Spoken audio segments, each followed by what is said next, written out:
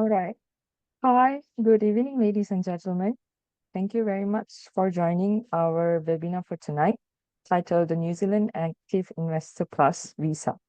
All right, so the presenter tonight will be Desmond Ang, our licensed migration advisor. So Desmond, please. Thanks, Ashmita. Hi, everyone. My name is Desmond, and very nice to meet you here. And I wish all of you well. Good news from the New Zealand governments. I'm going to be sharing with all of you with the latest update on the New Zealand Active Investor Plus program, commonly known as AIP. And do take notes, this is an existing programs, and rarely we have seen the New Zealand government has made changes which is at the favor of the visa applicants. And this is very exciting and very encouraging to see what is going to be introduced by the New Zealand's governments. Effectively, this new changes is going to be taking effect from the 1st of April 2025. Okay, let's look into these programs in more details. Well, I guess the objective of the New Zealand government is to simplify the programs and to open up more investment options in order to make these programs more successful. Yeah. And meanwhile, we have seen the Australia government remove the business and investment program since last year, July. And it has not been replaced with any new programs yet. Rather, the Australian government is focusing more onto the general skill programs, which is for the professional, as well as the employer-sponsored programs, which is for the Australia company sponsoring skilled workers from overseas. Now, have a look at the current requirements, visa requirements for the active investor visa, or rather the AIP programs at this moment. And I would like to give some highlights. For the current programs, the investment is up to 15 millions and to be invested over a period of 4 years, right? So thus we are expecting this amount to be reduced, and I'm going to share with you shortly. And we are also expecting, a reduced residency. So for those who has applied for the current AIP visa, their residency is 117 days over the 4 years periods. And let's find out how many days, would you require to fulfill shortly. Now, talking about the English, under the current programs, right, the English is mandatory. So in other words, you either have to pass the English test or you are coming from the English backgrounds. Otherwise, you would not be able or qualified to apply for the AIP programs at this moment. Now, we have seen the governments removing these specific requirements from 1st of April onwards, and that would open up to many candidates or many applicants who is not coming from the English backgrounds, yet they are still they are still meeting or have the chance to apply for these AIP programs. Now, another interesting aspect is, based upon the current AIP, there are very restrictive investment options available, and we do not see bonds available, property available. But let's have a discussion or have a look at what would be the investment option like, after 1st of April. Okay, now, so the New Zealand government is going to introduce 2 options for those who is looking at applying for these AIP programs moving forwards. The first option, called growth category. Under this growth category, you are required to invest 5 million New Zealand dollars. And what are you going to be invested into? Number one, you are looking at managed funds. So you are required to invest into the managed funds. Number 2, direct investment. And what is direct investment? This is basically referring to the business. Yeah. you are investing into the business that's been qualified by New Zealand Trades and Enterprise. So likewise, the managed fund. This is also the managed fund that's pre-approved by the New Zealand Trades Enterprise. Now, we have seen a reduced or significantly reduced number of the residency under this category. Instead of 117 days, based upon the current visa, and the amount of residency is now going to be reduced to 21 days for a period of 3 years. And these 3 years is basically representing the investment that you are required to maintain, before you are given your New Zealand PR, right? So these changes is very attractive, and this is very encouraging. And I would expect there's a surge on, the AIP programs after the 1st of April this year. Now have a look at the options number 2. This option number 2 is called balance category. And under this category, we are basically looking at a more conservative investment options. On the other hand, to compensate that, so the investment amount is double up. It is 10 millions. Still, it is much lower as compared to the current program that require to invest 15 millions. So under these options too, this 10 million is to be invested into listed equity.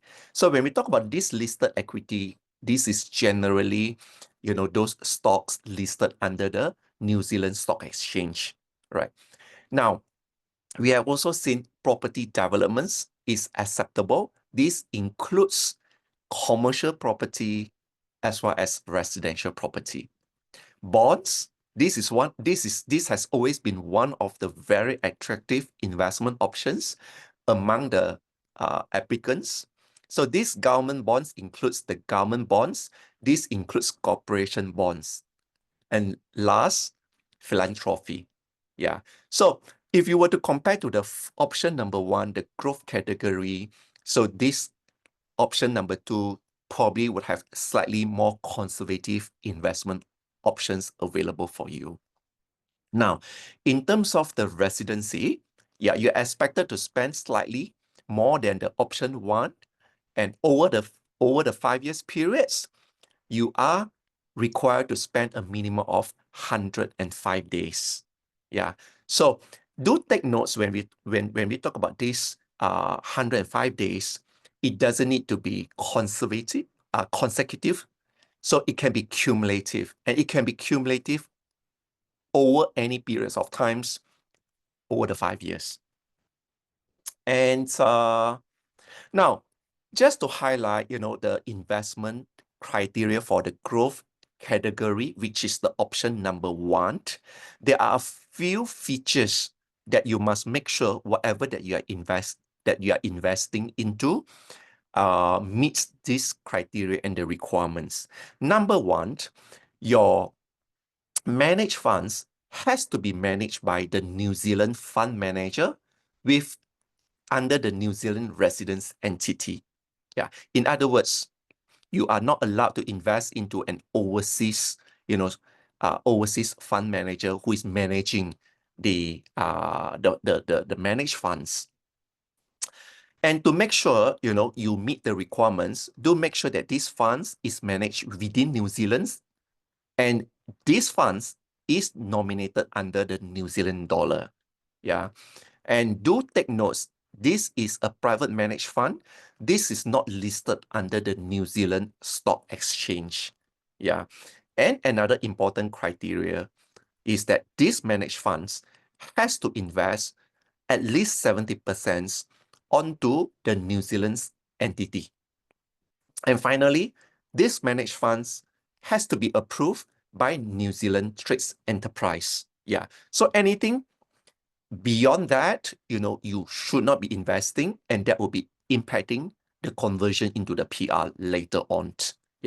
So for those who is looking at category 1, application has to be submitted to the New Zealand Trades Enterprise, get an approval, and they play an important role to make sure that you are choosing the right investment options that is being approved pre-approved by them.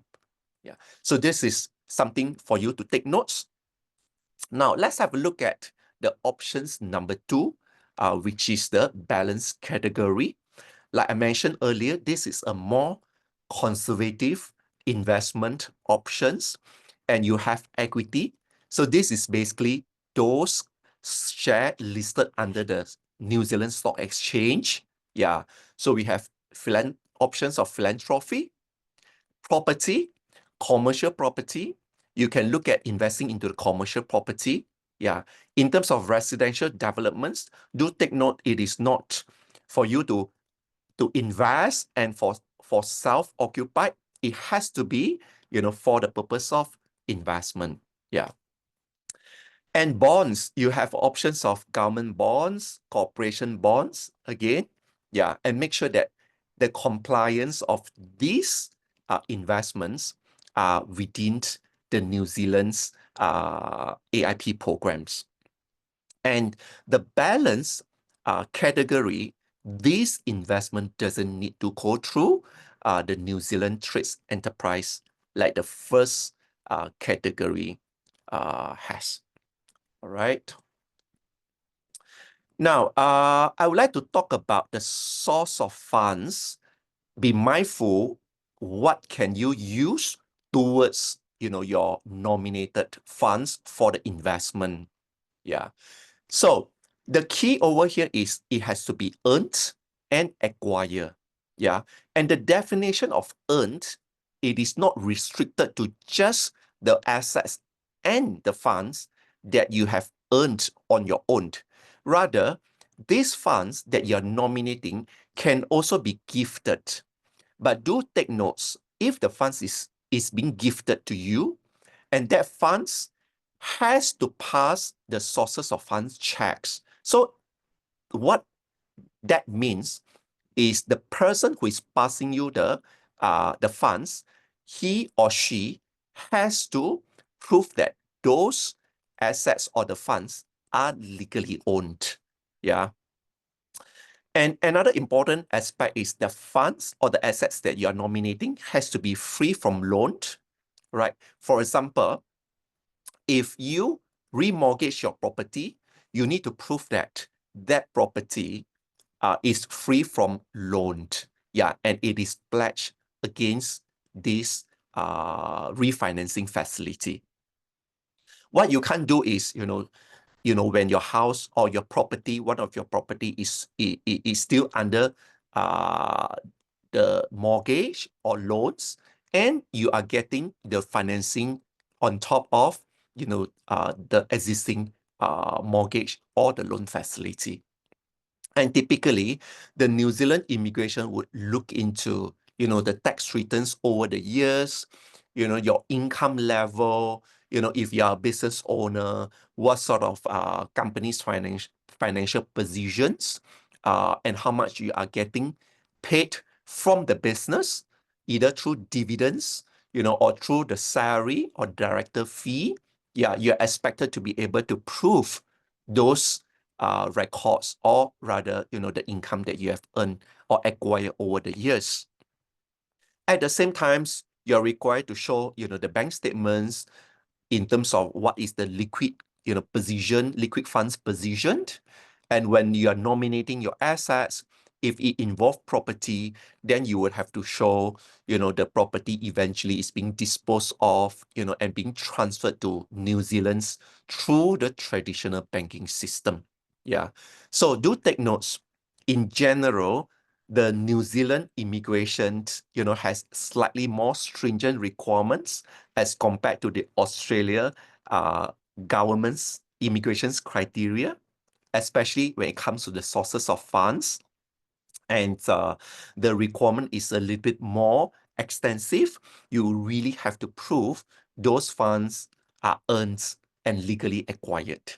Yeah.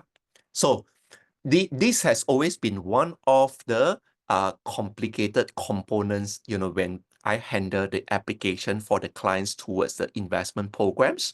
And every one of you might have very different backgrounds, different circumstances. And I always look into an individual situation in order to be advised, in order to be able to advise you effectively. All right. I would like to also share about the key benefits, about of these new AIP programs. Number one, yeah, there's no age restrictions. It can be at any age, whether as compared to the old programs from Australia, for example, there's an age limit of 55 years old. However, under this AIP program, there isn't any age restrictions. And now the government is removing the English requirements. And effectively, after the 1st of April, there's no longer English requirements on these AIP programs. To include the family members, do take notes. You can effectively include your children up to the age of or your dependent child up to the age of 24 years old, as compared to many other investment programs around the world. For example, United States do allow the investment programs from US do allow the dependent child to up to only 21 years old. And previously, the Australia programs do allow up to 23 years old. Yeah, or rather, below 23 years old. Whereas the New Zealand's programs is quite beneficial. It is really beneficial to some of the dependent child up to the 24 years old.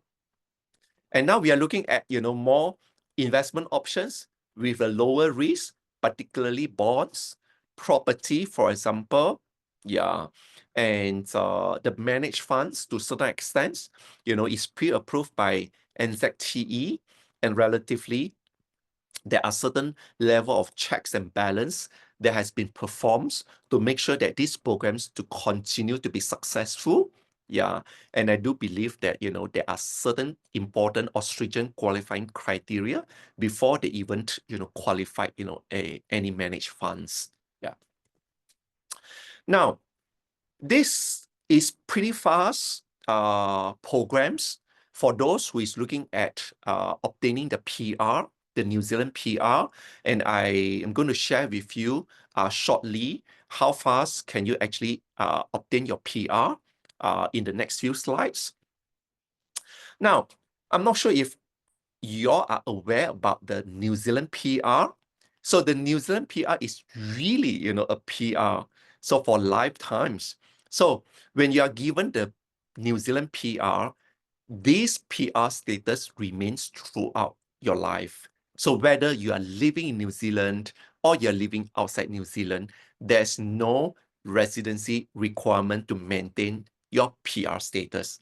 Unlike Australia, for those who is familiar with Australia, you have to fulfill 2 years over a 5 years period for the purpose of renewing your PR. Whereas for New Zealand, this is lifetimes. Yeah. Now, you do also have the options to apply to become a New Zealand citizen if you wish to, yeah, after 5 years. Now, so have a look at this roadmap, on how you acquire your New Zealand residency towards the citizenship.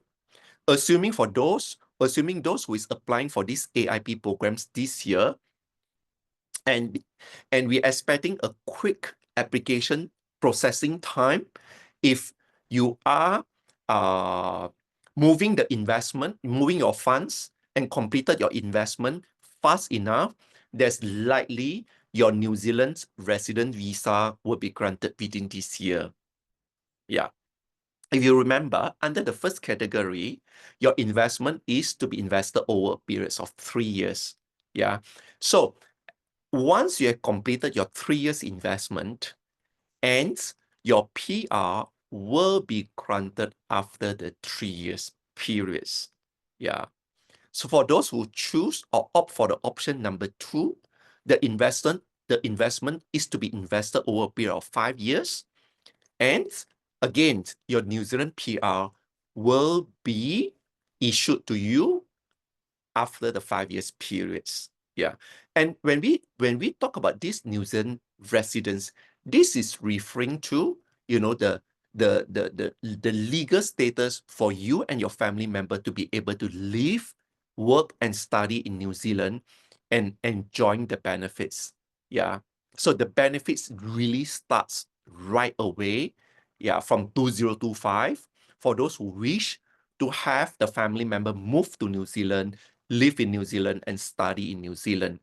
And that PR, and that again, the PR for lifetime does starts in the year of 2028 for those who opts for the option number one, yeah, and which is the growth category.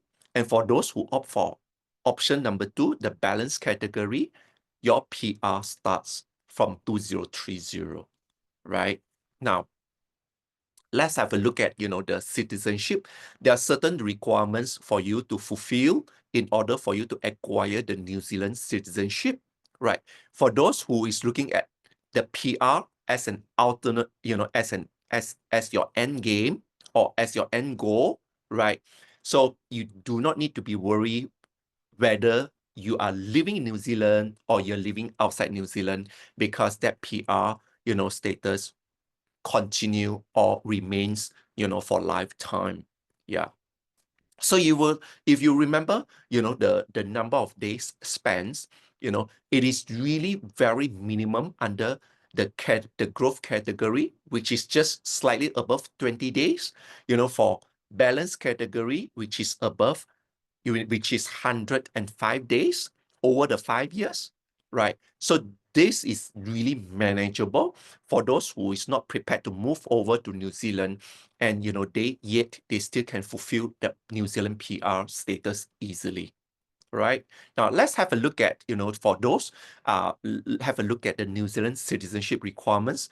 If you are planning for the New Zealand citizenship and year 2030, as fast as year 2030, you would be qualified to apply to become a New Zealand citizen. Now, these are the requirements. So in general, 5 years residency is required, and this 5 years basically starts from the day when your residence visa is granted to you, right? And do take notes, over the 5 years periods, you have to meet a minimum of 4 years stay in total over the 5 years periods. And each of the 5 years, you are expected to, each year over the 5 years periods, you are expected to fulfill at least 8 years stay over the 5 years periods. Yeah, sorry, 8 months. So, you are, so to be a New Zealand citizen, so you generally is expected, you and your family member, for those who is looking at becoming a New Zealand citizen, generally you are expected to reside in New Zealand and deem Australia as your first, deem New Zealand as your first place of residence. Okay, now let's have a look at how we help you through. The first step is the source of fund checks, right? And we need to make sure that your assets and your funds can meet the documentation requirements, and you're nominating the right funds, yeah, for the purpose of the investment.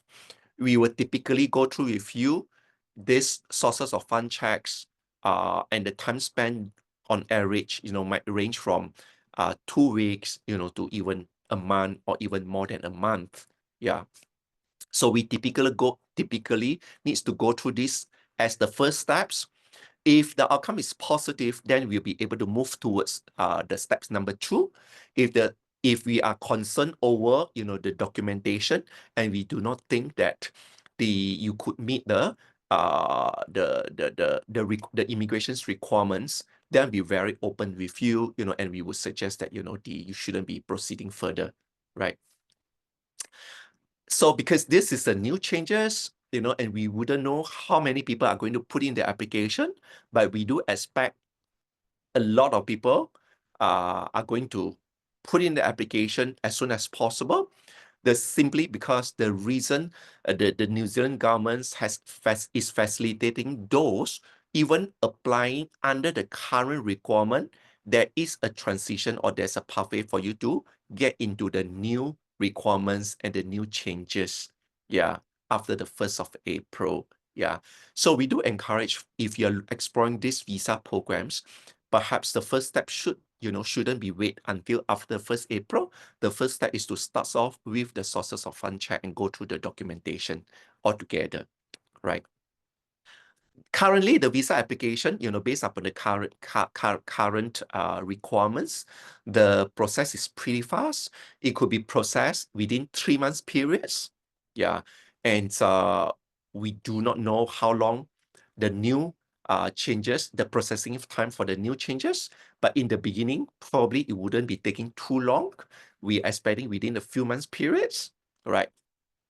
The outcome of your application will bring you to the third steps, which is to receive the approval in principle.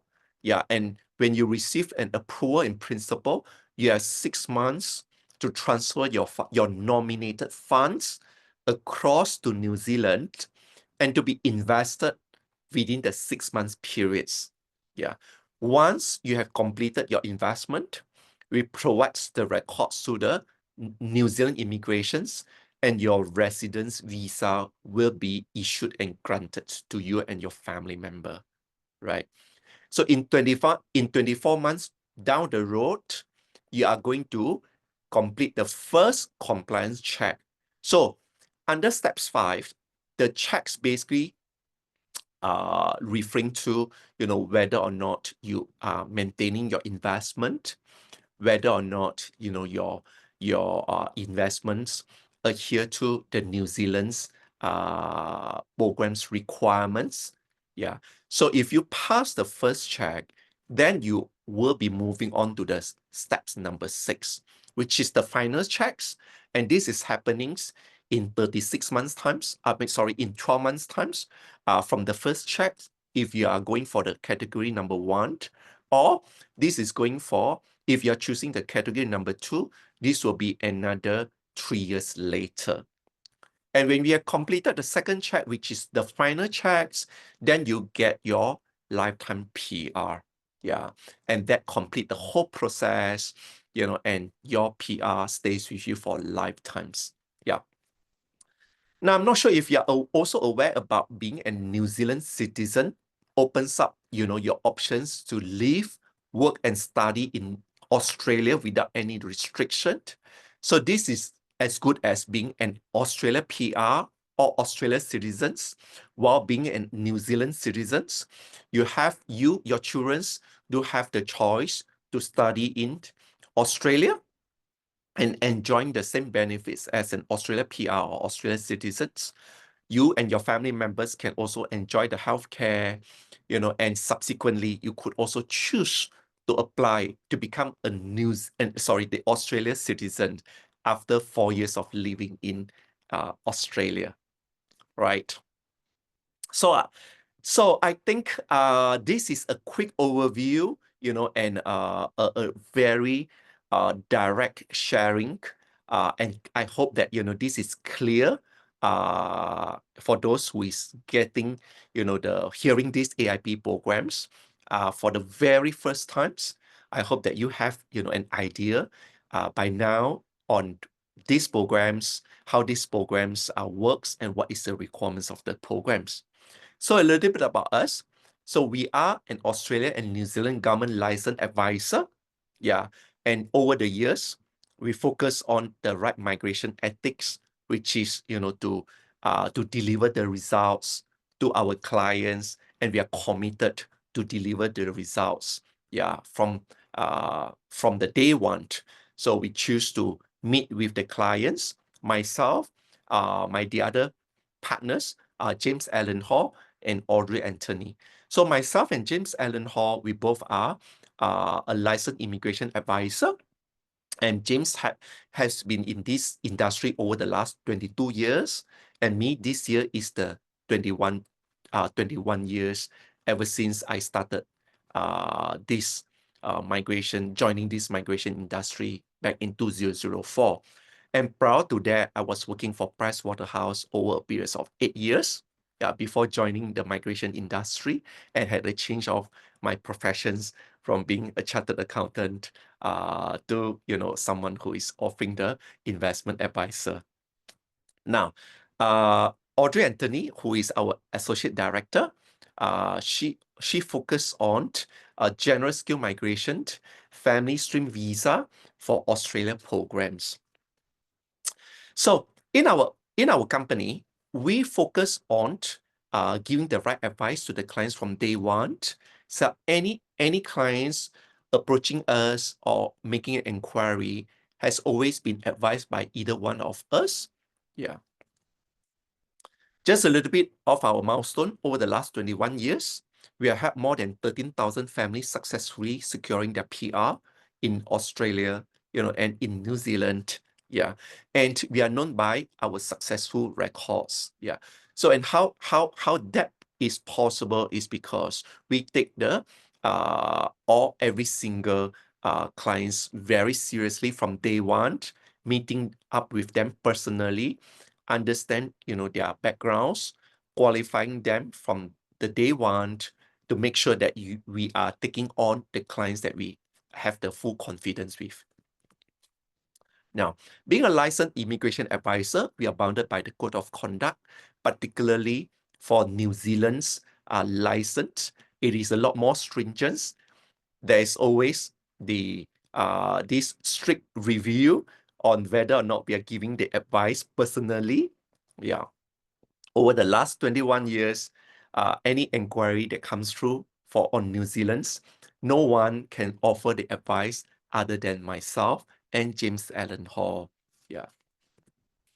And for Australia, both myself and James, we are also licensed and registered with the Australian government, with the Migration Registration Authority Australia, to provide the migration advice. So we are bounded by the code of conduct, and if we are offering a wrong advice, or we are not representing the clients at their best interest, you do have the rights to actually pursue a complaints to the authority against us. Right. So our presence, we have expanded our business and to include the clients in these regions. Other than Australia, we do have an office in in Singapore, in Malaysia, Vietnam, and Cambodia and Hong Kong. So the programs other than New Zealand, the investor visa that we have just went through, if you are exploring any other alternative programs, whether it is from Australia, for United States, if you're exploring the investment programs, the EB5, if for Portugal, Golden Visa or the D7, who is looking at becoming the EU citizens, we will be able to assist you as well. All right, so this is our contact detail, and we will encourage you to contact us. You may email us, or you can ring us, or you can WhatsApp your question to us, and we will be able to revert back to you. Yeah. So again, any question pertaining to New Zealand, I will then be personally getting back to you and advise you. All right. So this is a quick sharing, and I hope that you all enjoy what you have heard and like what you have heard. And we look forward to assist you on any programs that you think might suit you. All right. Thank you for joining us again, and take care and see you again. Yeah. Bye-bye.